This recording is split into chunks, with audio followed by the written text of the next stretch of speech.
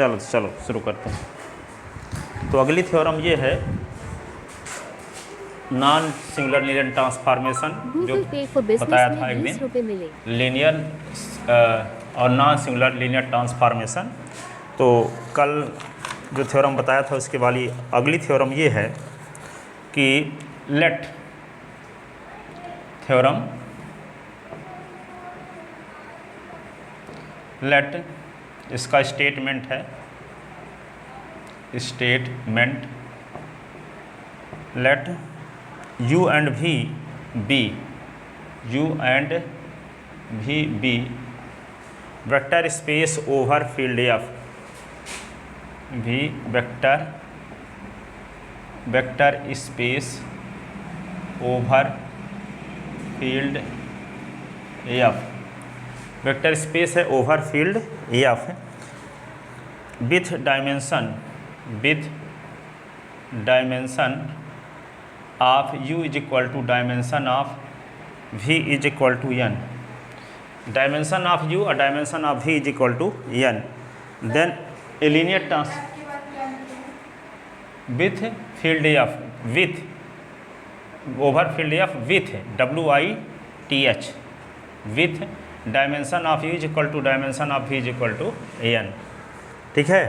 Then a linear transformation, then a linear transformation, linear transformation, transformation T u से v is N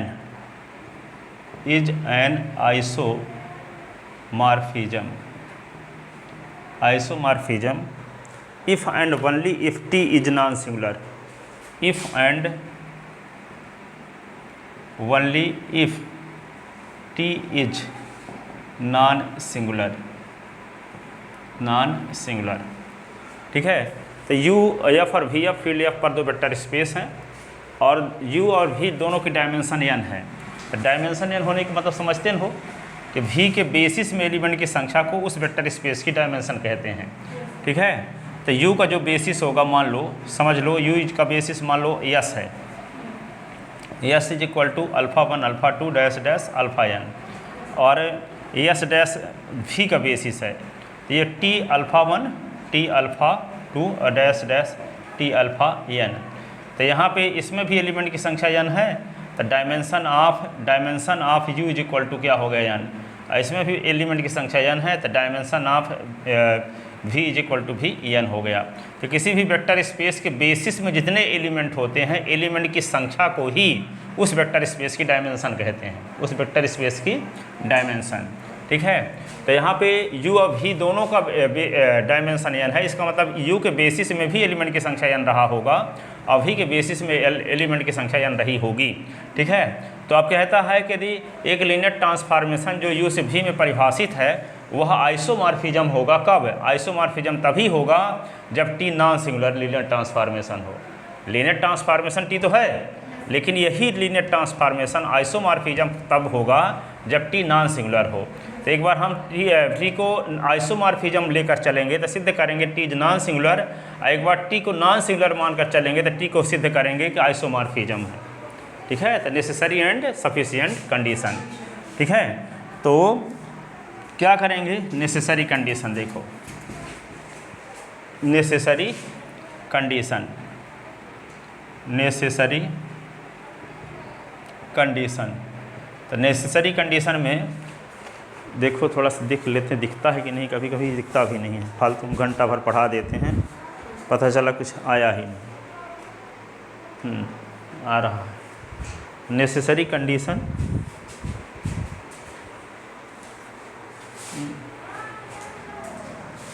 एक दिन MSc की Lauren theorem 2 घंटे में पढ़ाई, एक थ्योरम, पता चला कि वीडियो आने नहीं किए थे, ऑफ था, उसको फिर दोबारा बनाने का मेरा मन नहीं। हाँ 2 बजे से पढ़ाते हैं यहाँ संजय गांधी वाले लड़कों को, तो एक लड़की है 2 लड़के हैं। हाँ तो देखो नेसेसरी कंडीशन। तो नेसेसरी कंडीशन में क्या लिखेंगे, suppose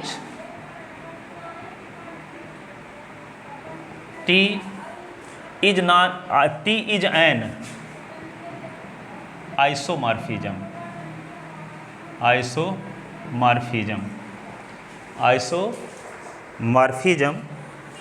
then we have to prove that क्या सिद्ध करना होगा आपको, T इज नॉन सिंगुलर, यही ना प्रूव करना होगा। आइसोमॉर्फिज्म हम मान कर चलते हैं तो नॉन सिंगुलर सिद्ध करेंगे। तो क्या लिखोगे, व्हेन T इज आइसोमॉर्फिज्म, तो जब T आइसोमॉर्फिज्म है तो इम्प्लाइज T इज 1:1 जो मैपिंग 1:1 लीनियर ट्रांसफॉर्मेशन होता है उसे कहते हैं आइसोमॉर्फिज्म। ठीक है, तो इसका मतलब जब T आइसोमॉर्फिज्म है तो निश्चित रूप से T is 1:1 and linear transformation. तो लीनियर ट्रांसफॉर्मेशन तो पहले से क्वेश्चन में दिया है, ठीक है, तो उसको कहने की ज़रूरत नहीं है। ठीक है, तो since when T is isomorphism then T is 1:1 and linear transformation, ठीक है। और जब लीनियर 1:1 भी है, 1:2 भी है और लीनियर ट्रांसफॉर्मेशन भी है, तो हम इन सभी कंडीशन को आवश्यकता अनुसार उपयोग कर सकते हैं, 1:1 का, 1:2 का, लीनियर ट्रांसफॉर्मेशन का। ठीक है, अब इसकी मदद लेते हुए आपको दिखाना है कि T क्या है, नॉन सिंगुलर। ठीक है, जब T को आइसोमॉर्फिज्म मानकर चले हैं तो T 1:1 भी होगा, 1:2 भी होगा और लीनियर ट्रांसफॉर्मेशन तो क्वेश्चन में दिया है वैसे भी। ठीक है, तो आपको मकसद क्या है कि T को नॉन सिंगुलर प्रूव करना। तो T को नॉन सिंगुलर प्रूव करने के लिए इन चीज़ों का उपयोग हम कर सकते हैं, क्योंकि T आइसोमॉर्फिज्म है तो 1:1 अवश्य होगा, 1:2 अवश्य होगा, लीनियर ट्रांसफॉर्मेशन क्वेश्चन में दिया ही है। ठीक है, तो इनकी मदद लेते हुए हम ये दिखाने की कोशिश करेंगे कि T क्या है, नॉन सिंगुलर लीनियर ट्रांसफॉर्मेशन है। तो T को नॉन सिंगुलर दिखाने का क्या तरीका है आपके पास, T अल्फ़ा बराबर 0 लेकर चले तो अल्फ़ा बराबर 0 दिखा दें।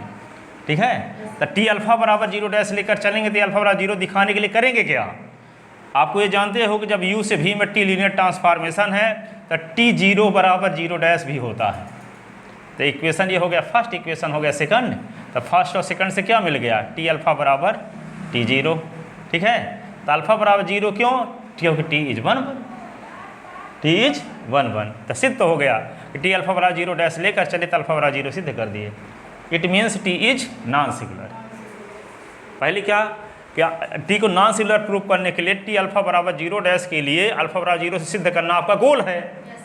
तो हम T अल्फ़ा बराबर 0 लेकर चलते हैं। क्यों लेकर चलते हैं, ताकि हम अल्फ़ा बराबर 0 दिखा सकें। ठीक है, यदि अल्फ़ा बराबर 0 दिखा लेंगे तभी तो T को नॉन सिंगुलर कह पाएंगे। तो जब T अल्फ़ा बराबर 0 लेकर चलते हैं तो T क्या है, U से V में लीनियर ट्रांसफॉर्मेशन भी है। ऐसी कंडीशन में हम पहली थ्योरम प्रूफ कर चुके हैं कि T 0 बराबर 0 होता है। ठीक है, तो 1 और 2 से क्या होगा, दोनों का राइट हैंड साइड सेम है तो लेफ्ट हैंड साइड भी सेम होगा। और T को आइसोमॉर्फिज्म मानकर चले हैं तो T क्या होगा, 1:1 भी होगा, 1:2 भी होगा और 1:2 भी होगा, लीनियर ट्रांसफॉर्मेशन भी होगा। तो 1:1 प्रॉपर्टी से क्या होगा, T alpha is equal to T 0 के लिए अल्फ़ा बराबर 0, T हट जाएगा दोनों साइड से। ठीक है, प्रतिबिंब बराबर होने पर बिंब भी बराबर होता है, इमेज बराबर होने पर प्री इमेज भी बराबर होता है 1:1 होने की कंडीशन में। ठीक है, तो अल्फ़ा बराबर 0, अतः जब T अल्फ़ा बराबर 0 के लिए अल्फ़ा बराबर 0 दिखाने में हम कामयाब हो गए, इसका मतलब T क्या हुआ, नॉन सिंगुलर। क्या हुआ, नॉन सिंगुलर। ठीक है, तो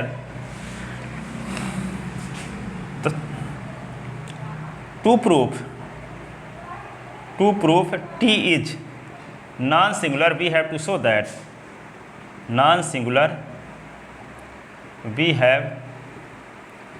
we have to show that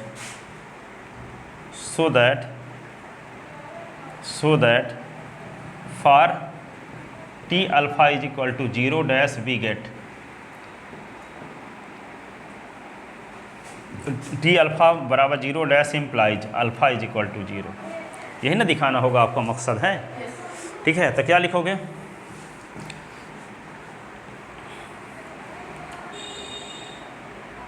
तो let T alpha is equal to 0 equation first, since T क्या है, यू से भी में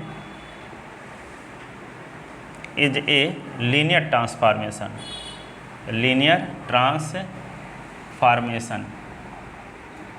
देन वी नो दैट, तब हम जानते हैं, देन वी नो दैट, क्या जानते हो आप, T0 बराबर 0 डैश, इक्वेशन ये सेकंड, T0 बराबर 0 dash.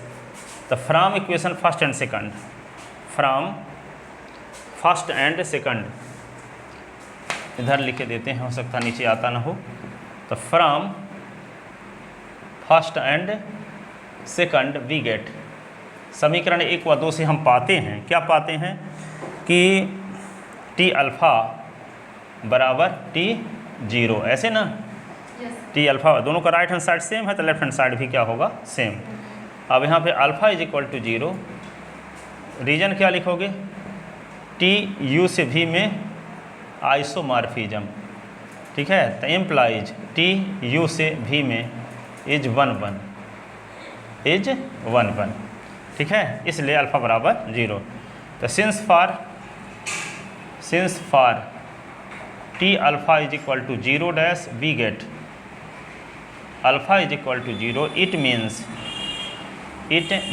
T is non singular, चूँकि T alpha is equal to 0 dash के लिए हम पाते हैं अल्फ़ा बराबर 0, जिसका अर्थ है T इज नॉन सिंगुलर, ठीक है, हैंस कंडीशन इज नेसेसरी, अतः प्रतिबंध आवश्यक है, हैंस कंडीशन इज नेसेसरी। अब क्या दिखाएंगे, सफिशिएंट कंडीशन, क्या दिखाएंगे, सफिशिएंट कंडीशन। चलो देखो, सफिशिएंट कंडीशन लिखते हैं,